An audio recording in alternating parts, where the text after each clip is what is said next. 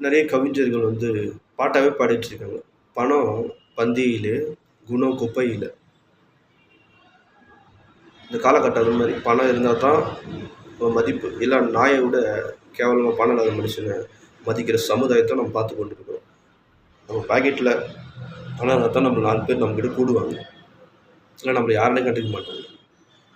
So, இந்த பணத்த வந்து எப்படி கையாளணும் அப்படின்னு பார்த்தீங்கன்னா, பணம் வந்து மனுஷன் தான் கண்டுபிடிச்சது. பண்ட மாற்ற முறையிலேருந்து வந்துச்சு.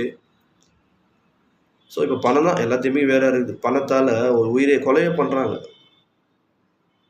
கூலிப்படைய விட்டு ஒரு உயிர கொல்றாங்க பணத்தால. அது பணம் தரேன், அவங்களுக்கு காலி பண்ணுன்னா, காலி பண்ண ஆள் இருக்காங்க. ஸோ, பணம் வந்து உயிரே கொல்லுது பாருங்க.